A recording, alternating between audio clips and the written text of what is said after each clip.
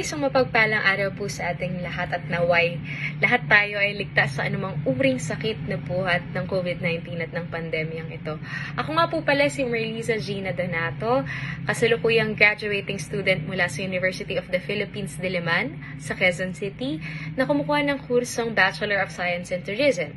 Ako po ay isang scholar ng bayan at para sa bayan at isa sa mga masuswerteng nabiyayaan ng Scholarship Program Philippines ni Madam Lori Aquino Talita. Thank you so much po sa inyong tulong at naway marami pa po kayong matulungan ng mga estudyante para makapag-aral sa gitna ng mga palakid na kinakaharap natin ngayong pandemya na dahil naniniwala ako na kapag ang bata ay pursigitong mag-aral at makapagtapos ng pag-aaral, walang imposible para sa kanya. At yun lamang po, gusto ko po magpasalamat kay Madam Lori at huwag natin sayangan yung oportunidad na binigay niya para sa atin. Pagsikapan, tiyagain upang marating natin ang ating mga pangarap at makatulong din tayo katgaya ng pagtulong niya sa atin. Ayun, hello po. Good day to everyone. I'm Christian Sabas, 4th year Bachelor of Science in Accountancy from Colayo de Dagupan. And I am from a broken family. My mother is Miley C. Sabas. My biological father is Christopher Sabas. Actually, diba, dito sa pandemic na kinakaharap natin, we are parang everything is uncertain naman na kasi parang ganun. So, sa mga katulad ko na gustong makatapos ng pag-aaral, and I am very, pursigito kasi na makapagtapos. So, with Ma'am Lori, I'm very happy na nakilala ko po kayo. Thank you so much because of this opportunity that na naibibigay nyo hindi lang sa amin, kundi sa ibang tao na nangangailangan talaga. And for this sponsors po, thank you din po. Long live, yes. And laban lang. Sana po marami pa kayong matulungan na lalo na po sa mga nangangailangan ng tulong po. Maraming salamat po. Thank you so much. My name is Jules M. Facunla and I am taking up a Bachelor of Physical Education at the Urdaneta City University. And I am here, guys, to inspire you not to give up on your dreams. I'm here to encourage you to pursue your dreams through education. We all know that education is one of the steps to finish our study and also to have a good future. But then, we have to think critically for what we are investing for today. We are not just studying, we're not just doing some activities, we're not just doing some schoolworks. We're doing it all just to have we're doing all the efforts today to set our future. And I'm so glad to be one of the grantee of scholarship from Ma'am Lori Aquino and to her sponsors. And then, I'm so glad because as a son of a farmer, I can say that I'm lack of almost everything. So, thank you so much to Ma'am Lori and to her sponsors for giving me a chance to continue my dreams, to continue my studies. And I will promise not to disappoint them. And I can promise that I'll do my best to have a good future after all the sacrifices of my parents and after all the efforts and support from Ma'am Lori Aquino Talata and to her sponsors. Thank you so much for giving us a chance to be one of your grantees with the scholarship. Thank you so much. Ako po si Kim Joy Balagso. Nag-aaral po ako sa UCU at ang kurso ko po is BS Psychology. Ang mga magulang ko po ay Yakult vendor. At sobra po akong nagpapasalamat kay Ma'am Lori Talita sa binigay na opportunity sa akin na mabigyan po ako ng scholarship. Sobrang laki pong tulong nito para sa pag-aaral ko. At sa mga sponsor po na tumutulong kay Ma'am Talita, maraming salamat din po.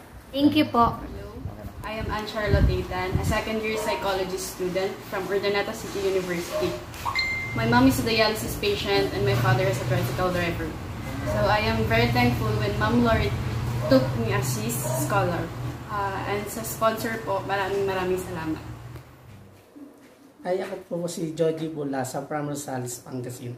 Nag-aaral po sa University Eastern Pangasinan, Binalonan po. Then, ang course ko po is Bachelor of Secondary, major in Mathematics po. Then, ang kalagayan po ng buhay namin ngayon is mahirap po. Katulad po ng trabaho ng aking ama, which is 57 years old na nangangalakal. Gusto ko pong makapagtapos upang matulungan ko po sila at mayaan po sa kahirapan.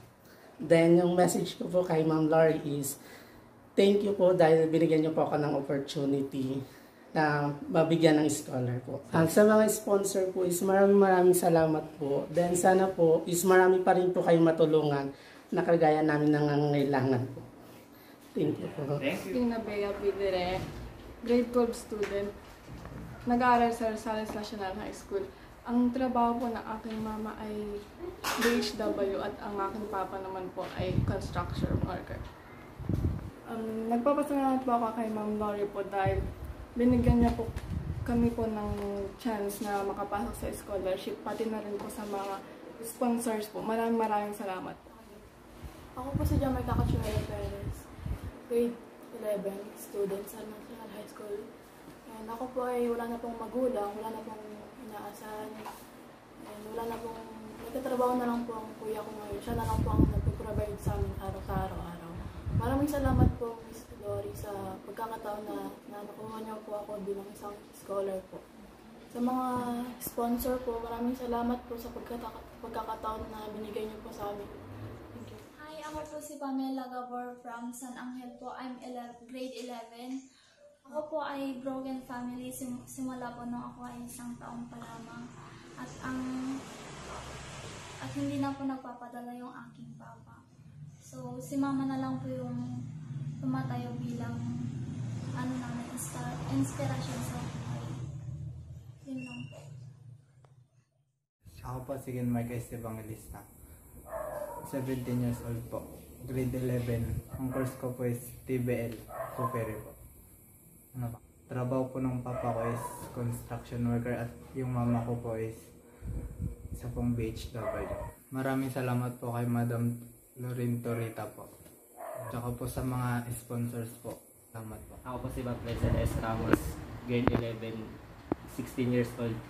Trabaho po ng papa ko ay electronics at ang mama ko po ay wala. Maraming salamat po sa sponsor. Kay Madam Lori po. Ako nga po pala si Brian David Gonzales. Ang papa ko nga pala ay single father, pickup driver. At ang grade ko nga pala, grade 11.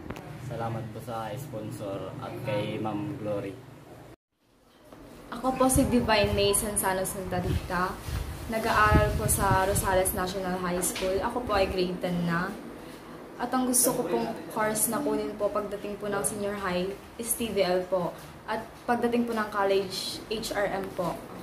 At ang trabaho po ng mama ko, manicurista po. At trabaho po ng papa ko ay construction worker po. At nagpapasalamat po ako ng marami kay Ma'am Lori Talita po sa opportunity po na binigay niya para po matulungan ako sa pag-aaral ko at sa mga sponsor po na tumutulong sa kanya po para mas marami pa po siyang matulungan maraming estudyante po. Thank you. Ako si Robert Beatriz Ticeron, grade 8 student. Nag-aaral sa Rosales National High School. Trabaho po ng papa ko po ay paghahati ng mga message po at massage therapist sa Manila. At ang aking mama po ay massage therapist din po at nagtitinda, gumagawa po.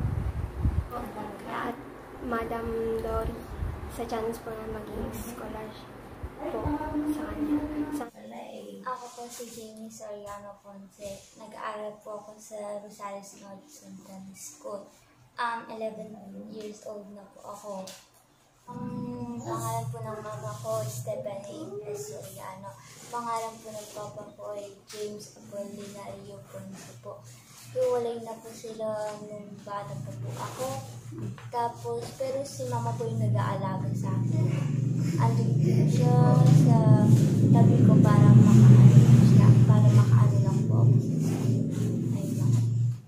Ako po si Luis Antino. Magno. Grade 3 po. Ang trabaho po ang papa ko ay monitor po. Maraming salamat po kay Madam Lorraine po.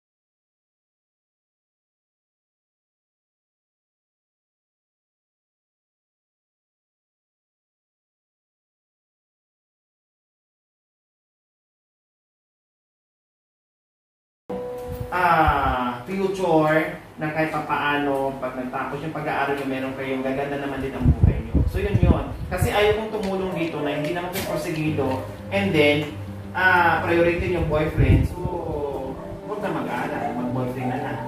Sayang yung scholar, no? Sayang yung scholar na ibibigay ko. Tapos imbis na sa iba ko maibigay na porsigido mag-aaral and then doon ko maibigay sa mga estudyante na hindi porsigido mag-aaral. Kasi sayang ang gaganda ng mga grades nyo. Sayang pag napabayaan nyo, tapos hindi nyo pinapriority yung pag-aaral. Saka na lang yung boyfriend, nandyan nakaantay lang yan, pero yung pag-aaral, yung opportunity, huwag yung hayaan na mawala sa inyo, okay?